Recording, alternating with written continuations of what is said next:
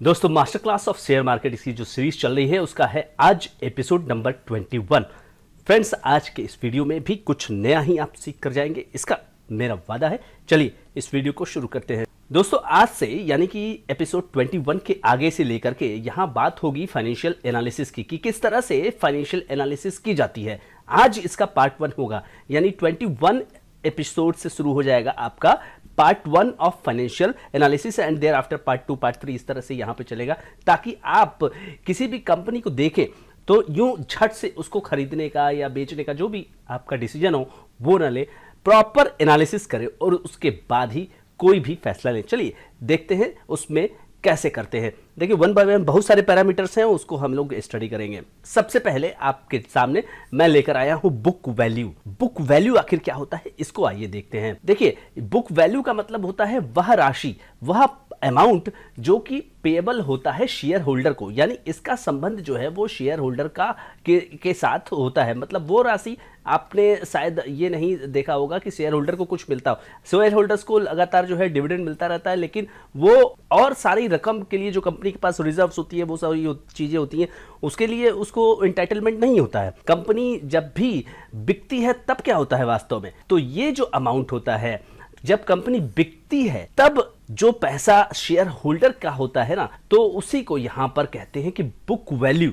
Book value यानी कि वो अमाउंट जो कि शेयर होल्डर को पेएबल होता है जब कंपनी लिक्विडेट होती है। लिक्विडेट का मतलब क्या होता है, जब कंपनी का समापन होता है, किसी न किसी तरह से कंपनी जब बंद हो रही होती है, तो वो पैसा जो शेयर होल्डर का है। अब इसको कैसे निकालते हैं, देखिए बुक वैल्यू निकालने के लिए share holders fund divided by number of equity shares. अब आपके दिमाग में ये आ रहा होगा कि शेयर होल्डर्स फंड क्या होता है, उसको आइए देख लेते हैं। बाकी नंबर ऑफ इक्विटी शेयर्स यानी कि number of equity shares outstanding, उससे यहां पे डिवाइड करके बुक वैल्यू निकालते हैं। तो share holders fund, share holders fund दोस्तों इसका मतलब होता है टोटल एसेट्स आपने एक तरफ ले लिया और दूसरी तरफ कंपनी की जितनी भी लायबिलिटीज हैं उसको आपने माइनस कर दिया, तो जो राशि निकलेगी ना उस राशि को कहते हैं शेयर होल्डर्स फंड या इक्विटी। अब दोस्तों आपको करना क्या होता है, आपको करना होता है कंपैरिजन। आपको करना होता है कंपैरिजन। किस चीज से कंपैरिजन करेंगे आप, क्योंकि देखिए कंपनी बंद होने वाली है नहीं, तो बंद होगी तो वो राशि जो है शेयर होल्डर्स की होती है। तो ठीक है, आज के डेट में बताइए कि बुक वैल्यू क्या है, तो आप उससे किससे कंपेयर करेंगे, आप करेंगे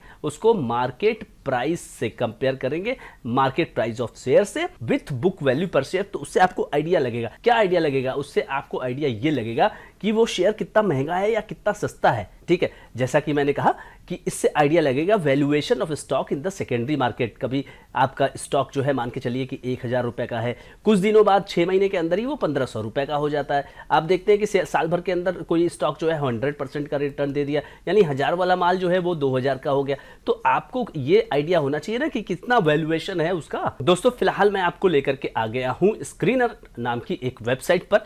वहां पर सीएट का दाम आज के डेट में 3003 रुपए है, ये मार्केट प्राइस हो गया। अब यहां आप देखिए ये लिखा हुआ है बुक वैल्यू, यानी कि इसका जो बुक वैल्यू है जिसका कि फॉर्मूला आपने देखा कि किस तरह से वो निकलता है, 999 रुपए है और मार्केट वैल्यू जो है उसकी है 3003। दोस्तों यहां पर मैं आपको लेकर के आया हूं एमआरएफ के लिए 1,37,354 रुपए है और बुक वैल्यू इसकी है 39,384। तो आप यहां पे कंपेयर कर सकते हैं इसको करंट प्राइस से। जेके टायर, यहां पे मैं टायर की तीसरी कंपनी लेकर के आया हूं आपके सामने। ये भी एक मिड कैप कंपनी, 11,000 करोड़ का यहां पे मार्केट कैपिटलाइजेशन है और बुक वैल्यू इसकी है 172 और उसके अगेंस्ट में 444 रुपए पर यह मार्केट में ट्रेड होता हुआ नजर आ रहा है।